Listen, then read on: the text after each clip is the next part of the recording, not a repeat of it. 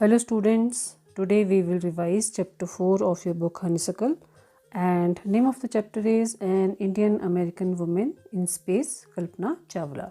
I hope you remember this chapter. So we had already discussed this chapter in detail in the previous videos.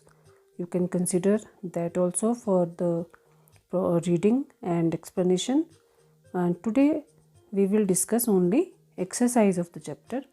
So open your books at page number 50 and we will start with answer the following questions. Lesson अगर आपको पढ़ना है बच्चों तो पुरानी जो videos हैं जो हमने डाली थी हर घर पाठशाला में आप उन्हें कंसिडर करें और वहाँ से आपको सारी वीडियोस मिल जाएंगी। आज करेंगे हम एक्सरसाइज इस चैप्टर के, क्योंकि ये इम्पॉर्टेंट है एग्जामिनेशन में, ये चैप्टर में से क्वेश्चन आपको आएंगे। तो चलिए पढ़ते हैं। First question, Where was Kalpana Chawla born? Why is she called an Indian American? So, we will write the answer. Kalpana Chawla was born in Karnal. Karnal is in Haryana. She was called an Indian American because she went to US and became its naturalized citizen.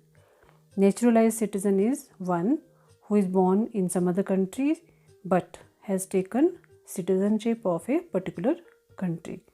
Like Kalpana Chawla was born in India, but after she got married to a US citizen and she became its naturalized citizen. Question number 2. When and why did she go to the US? Who did she marry? So answer is, she went to US after completing a Bachelor of Science degree in Aeronautical Engineering for pursuing Master's degree. She married flight instructor Jane Pierre Harrison. वो अपनी bachelor degree science जो उसने aeronautical engineering में लेने के बाद अपनी masters degree लेने के लिए यूएस गई और वहाँ उसने फ़्लाइट इंस्ट्रक्टर जेन पेरे हैरिसन से शादी की। Third question, how did she become an astronaut? वो एक एस्ट्रोनॉट कैसे बनी? What gave her the idea that she could be an astronaut? उसे ये कि वो एक एस्ट्रोनॉट बन सकती है। तो इसका आंसर है, after qualifying as a pilot Kalpana Chawla applied to NASA Space Shuttle program. She was first hired as a research scientist at NASA. In 1994, she was selected at NASA for training as an astronaut. It was her success as a pilot which gave her the idea that she could become an astronaut. So this is the answer. बच्चों, ये answer मैं आपको English में ही explain कर रही हूँ क्योंकि आपको ये इंग्लिश में ही लर्न करने हैं। हिंदी में आपको चैप्टर की जो एक्सप्लेनेशन है वो वीडियोस में डिटेल में करवा दी गई थी। तो अब जो हम क्वेश्चन आंसर हैं वो मोस्टली इंग्लिश में ही पढ़ेंगे और इंग्लिश में ही नहीं याद करना है आपने, क्योंकि आपको लिखना भी ये इंग्लिश में ही है ना, क्योंकि हिंदी में तो इंग्लिश आप नहीं लिखोगे ना। तो इसलिए मैं जो बहुत ज़रूरी वाले शब्द हैं वो हिंदी में बताऊंगी, अदरवाइज़ ये सारे क्वेश्चन हम इंग्लिश में ही पढ़ेंगे और इंग्लिश में ही आपने ने याद करना है। तो चलिए, let's do the next question. What abilities must an astronaut have according to the journalist? Ability to be an astronaut. An astronaut must know a lot about everything from biology to astrophysics and astrophysics to aeronautical engineering. Means from biology to astrophysics and aeronautical engineering. So in every field an astronaut must have a lot of knowledge.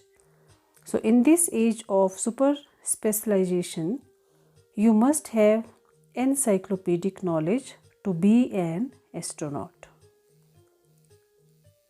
Question number 5. Describe Kalpana Chawla's first mission in space. So we will write, Kalpana Chawla's first mission was in the Space Shuttle Columbia. It was a 15 days, 16 hours and 34 minutes. This is the duration of Kalpana Chawla's first mission in the Space Shuttle Columbia. So what did they do during this time? So during this time, she went around the earth 252 times, traveling 1.45 million kilometre.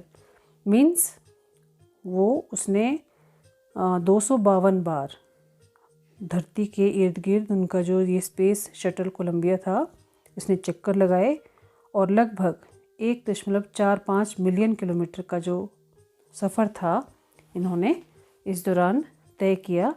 और ये time कितना था? 15 दिन 16 घंटे और 34 minute. So the crew मतलब जो लोग उसमें गए थे, कल्पना चावला के अलावा और कितने लोग वहाँ गए थे? टोटल गए थे ये लोग 7. सो ये इनको बोलते हैं crew, means a group. Performed experiments such as pollinating plants to observe food growth in space. It also made tests for making stronger metals and faster computer chips. And it was all done for a price tag of $56 million. Okay. Question number 6. What does Kalpana Chawla say about pursuing a dream? Do you agree with her that success is possible? मतलब कल्पना चावला क्या कहती है कि अगर एक सपना है आपका तो उस सपने को पूरा करने के लिए आपको क्या करना है? क्या आप इस बात से सहमत हो कि उनके जैसे उसने कहा है कि सक्सेस जो है वो संभव है? Do you agree? तो ये हम लिखेंगे.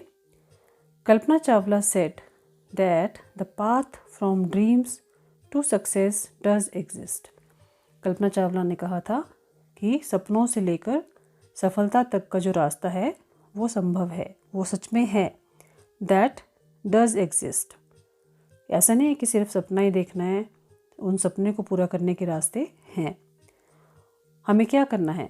One needs to have the vision to find it and the courage to get on to it. And yes, success is possible. किसी को सफल होने के लिए क्या करना है? एक आपका विजन होना चाहिए. विजन मतलब आपको क्लियर होना चाहिए कि what do you want to do in your life. And then you should have a courage to get on to it. उस सपने को पूरा करने के लिए, उस सफलता को हासिल करने के लिए आपके अंदर हिम्मत और साहस होना चाहिए.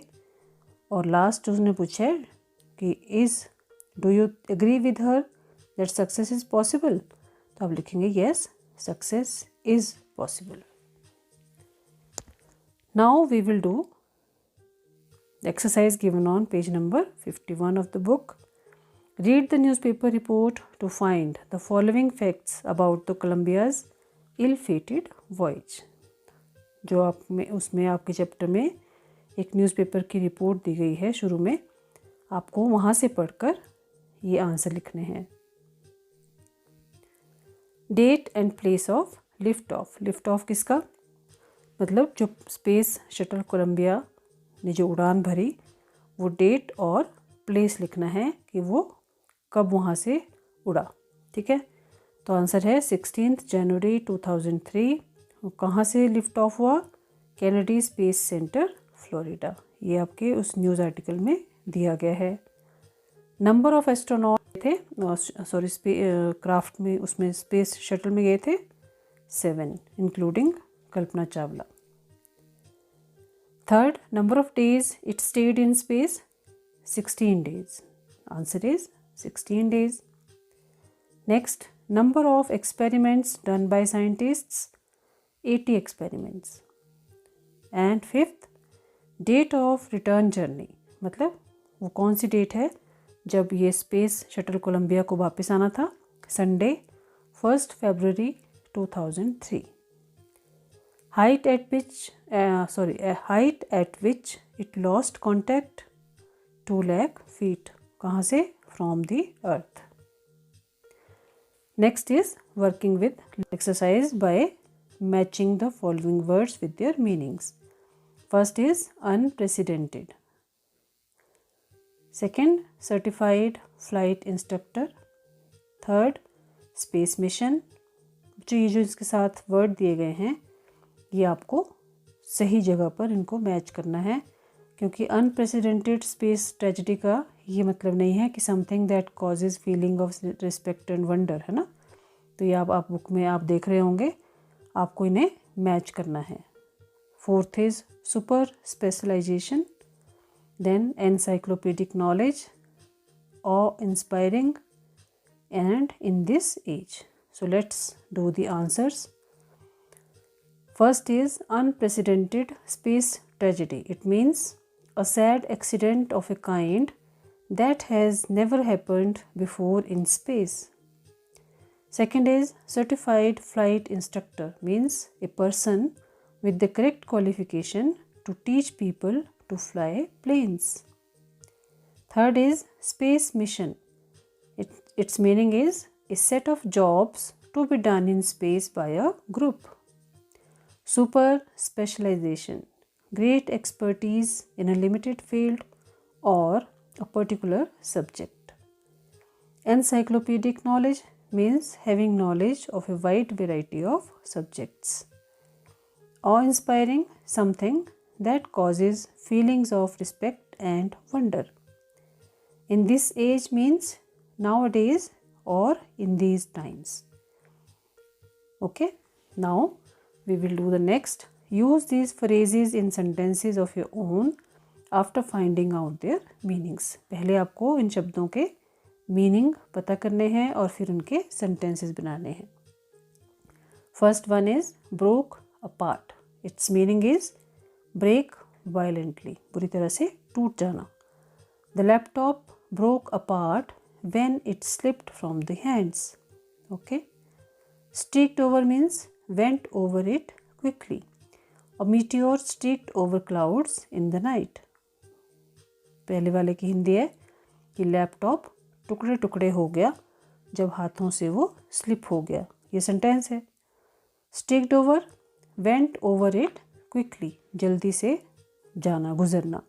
तो मतलब आसमान में बादलों के ऊपर रात के समय एक मीटियोर जो था वो बहुत तेजी से गया.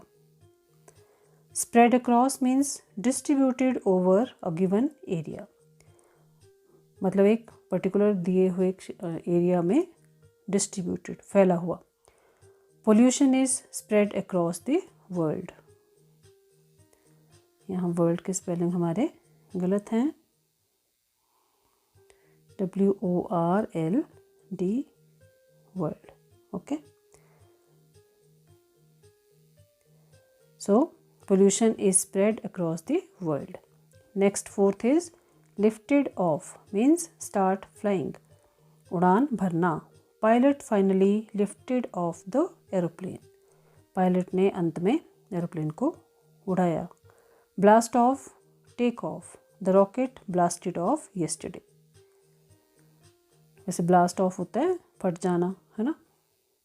Went on means to continue, मतलब कंटिन्यूटी में कोई काम हो रहा है. He went on reciting his poems, मतलब वो अपनी पोम्स, अपनी कविताओं को दोहराता गया, रिसाइट करना.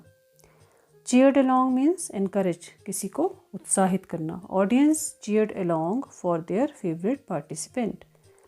जो ऑडियंस थे, दर्शक थे, वो अपने मनपसंद पार्टिसिपेंट को चीयर कर रहे थे, उनको इनकरेज कर रहे थे. ऑन बोर्ड, टू पार्टिसिपेट या participation. Children were on board for the picnic, मतलब सारे बच्चे तैयार थे पिकनिक पर जाने के लिए. Carry on means continue. Scientists carried on their research work. जो वैज्ञानिक थे वो अपने रिसर्च वर्क में कंटिन्यू कर रहे थे. Next question, we add UN to make opposites, मतलब किसी शब्द को अगर हमने अपोजिट बनाना है तो हमें उसमें UN लगाकर हम उसको कर सकते हैं. जैसे हमने इस ट्रू में UN लगा दिया, UN प्लस ट्रू, तो ये क्या बन गया, अनट्रू.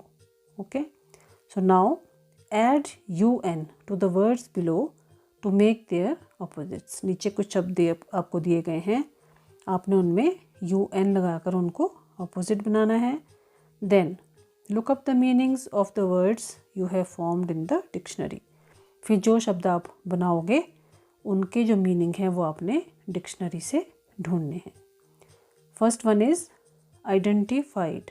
तो अब हमने इसमें UN लगाया तो ये बन गया unidentified.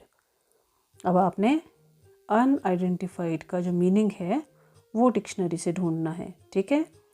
Controlled, uncontrolled, attended, unattended. बच्चों ये जितने भी शब्द जिसमें हमने UN लगाया है, ये इनके शब्दों के जो अर्थ हैं वो आपको डिक्शनरी से फाइंड आउट करने हैं।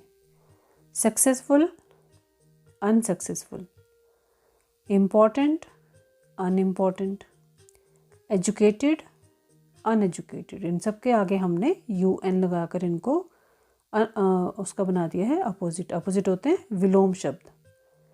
Interesting, uninteresting, qualified, unqualified, trend, untrained, और आंसरेबल, unanswerable.